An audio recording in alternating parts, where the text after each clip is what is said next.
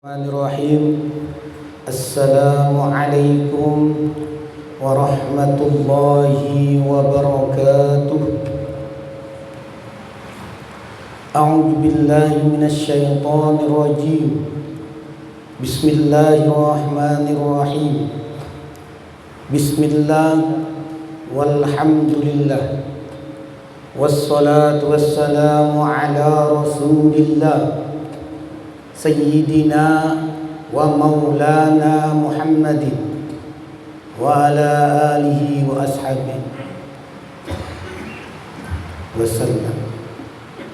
Faya ayyuhal hadirun wal mustami'un wal muhtaramun rahimakumullah, wal hadirat wal mustami'at wal muhtaramat rahimakumullah. Yang sama-sama kita hormati Ketua Masjid Asy-Syifa, yang sama-sama kita hormati Sekretaris Masjid Asy-Syifa, yang sama-sama kita muliakan dan kita banggakan seluruh jamaah Masjid Asy-Syifa, calon-calon penghuni surganya Allah Subhanahu wa Ta'ala. Amin. Alhamdulillah, pada kesempatan ini Ulun akan membawakan satu tema, yaitu tentang muhasabah diri. Setiap orang pasti ingin dicintai oleh Allah, merasakan cintanya Allah. Kalau kita cinta kepada Allah, nah itu biasa. Tetapi ketika Allah cinta kepada kita, nah ini yang luar biasa. Salah satu cara untuk meraih kecintaan Allah kepada kita yaitu dengan jalan muhasabah tadi. Apa itu muhasabah? Nah, di muhasabah itu apa dulu kita paham? Nah, muhasabah berasal dari bahasa Arab. Hasaba yuhasibu, muhasabatu. Nah, artinya introspeksi diri, evaluasi diri, menilai diri kita. Nah, jadi itu. Nah, apalagi di momen tahun baru Hijriah, ini kan awal tahun nih. Nah, ini pas kita muhasabah diri,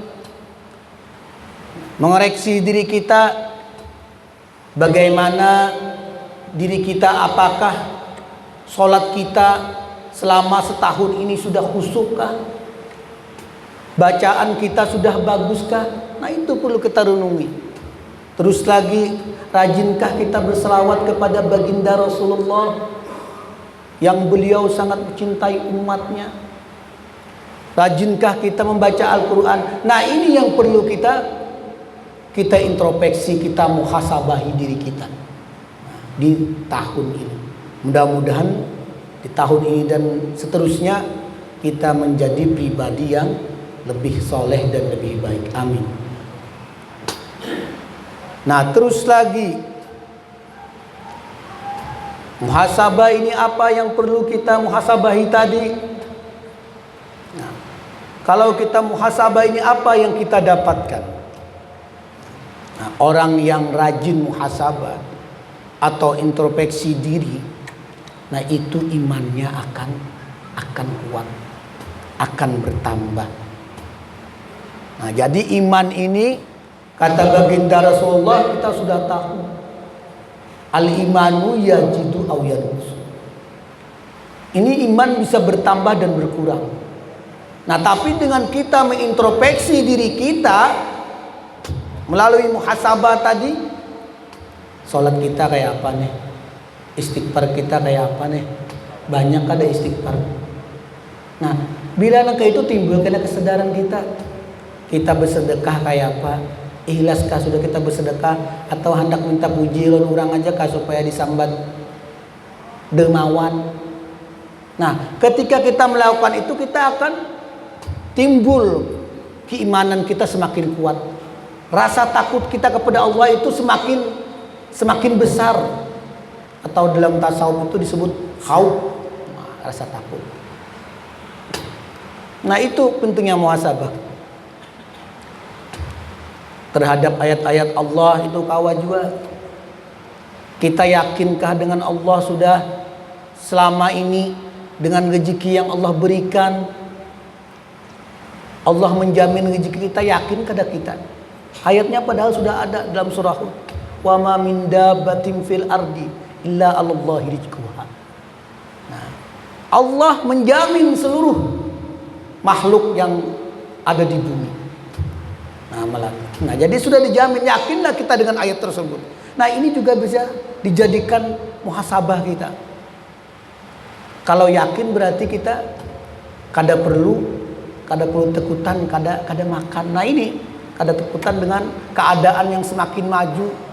Kawalah lagi kita bercari ya, kawalah lagi rezeki ada, pasti ada. Kenapa? Karena ada jaminan tadi. Nah, dengan muhasabah kita yakin dengan ayat-ayat Allah tadi, surah Hud tadi, tidak ada ketakutan dalam diri kita menghadapi kehidupan ini. Walaupun kehidupan ini kita ketidakpastian itu pasti. Nah, itu. Rasulullah sallallahu alaihi wasallam beliau memberikan teladan tentang muhasabah ini. Ketika baginda Rasul itu melaksanakan sholat malam,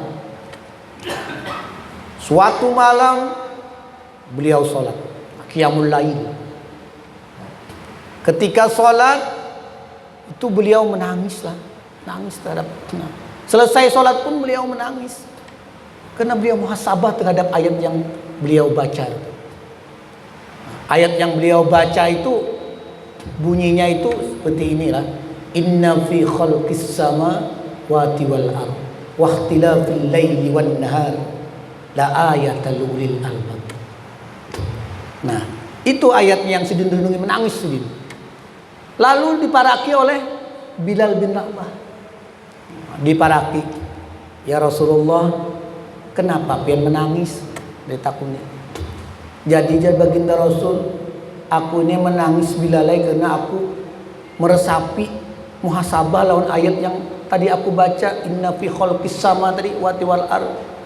Artinya itu sesungguhnya Allah yang menciptakan langit dan bumi dan pergantian siang dan malam, dan itu adalah bukti kekuasaan Allah. Sudah itu yang buat aku menangis. Terus ditanya lagi oleh Bilal bin Rabah, Rasulullah, pian ini sudah dijamin masuk surga, dosa pian diampuni, maksum kan diampuni, tapi kenapa pian masih menangis, masih menangis gini? Jadi kata baginda Rasul, Sidin tuh yang takutannya tuh dengan umat-umat Sidin. Sampailah kena memikirkan itu. Nah, Sidin menangis mendengar ayat itu, artinya apa? Artinya ketika Allah sudah dengan kekuasaannya mengatur siang dan malam, menciptakan langit dan bumi, itu luar biasa kuasanya, maha kuasanya. Apalagi dengan masalah-masalah kita. Artinya ketika kita yakin itu dengan sempurna, itu tauhid kita akan semakin mantap dalam menjalani hidup. Allah yang begitu kuasanya, mampu menciptakan, maha kuasa segalanya, itu mampu apalagi urusan kita yang kecil aja menginjai lagi nyaman. Nah itu salah satu pentingnya muhasabah ini. Lalu apa? Iman itu akan bertambah kuat. Terus lagi ada lagi dalam suatu riwayat Sayyidina Utsman bin Affan. Sayyidina Utsman bin Affan ini ketika beliau jarah kubur lah, itu beliau menangis. Nah, menangis beliau. Sampai dalam suatu riwayat itu dijelaskan jenggot beliau itu basah beratan. Nang berjenggot basah, tahu lah, ini ada berjenggot. Nah, jadi basah saking sedihnya tuh. Nah, terus ada yang memarahi Sidin. Nah, miliki Sayyidina Utsman tadi. Wahai Sayyidina Utsman, wahai Khalifah, kenapa pian menangis benar pas saat ziarah kubur nih? Nah, Nah, lalu beliau menjawab, Rasulullah kata beliau bersabda, menjelaskan kepada orang tadi, aku Sayyidina Utsman bin Affan, kalau diceritakan tentang neraka, siksa neraka, nah aku kada pernah menangis. Tapi ketika diceritakan tentang fitnah kubur atau tentang dalam keadaan dalam kubur, itu beliau menangis. Kenapa? Karena kata baginda Rasul, kata beliau, ketika seseorang itu selamat daripada fitnah kubur, maka selanjutnya urusannya akan nyaman. Nah, bilanya di kubur itu dia tidak beres urusannya, nah kedepannya akan semakin susah. Jadi penentu sebenarnya di alam barzah ini, alam kubur ini. Kalau di kubur sudah selamat, baik, nyaman urusan pian di situ. Tapi berarti sandat di situ, nah ya udah makin berparah lagi kita sampai ke sana kita. Nah itu. Nah jadi itu yang membuat Sayyidina Utsman bin Affan ini menangis. Nah itu adalah salah satu teladan dari Rasulullah, dari sahabat yang menceritakan tentang muhasabah ini. Nah jadi penting kitalah untuk terus kita muhasabah, kita cek dulu kayak apa sembahyang kita, nang jelas dulu. Ibaratnya sembahyang ini kita ketika sembahyang tuh husulah, yakinlah kita, asa merasalah kita dipantau oleh Allah. Anta abudallah ka'annaka taro fa illam takun taro. Nah itu ketika kita sholat itu, kalau kita kadang mampu, kata baginda Rasul, seolah-olah melihat Allah, maka Allah yang melihat kita ini. Fa illam takun taro tadi, wa innahu yaraka. Nah itu. Nah jadi perasaan itu sudahlah kita. Nah kita introspeksi aja. Sama dengan tadi juga. Nah dengan sakratul maut juga kita. Nah, sakratul maut itu luar biasa, itu bisa jadi renungan bagi kita. Siapkah kita kalau sudah dipanggil sekarang? Salah satu fitnah sakratul maut yang menyedihkan itulah dalam kitab Ihya Ulumuddin itu dijelaskan. Nah, ketika mayat ini mau meninggal, Nah, ketika meninggal ini si mayat ini memohon, dalam kitab itu diceritakan seperti itulah, memohon kepada Allah. Ya Allah, kata mayat tadi, berikanlah ulun ini waktu sebentar saja untuk hidup kembali, barang 30 menit atau 1 jam.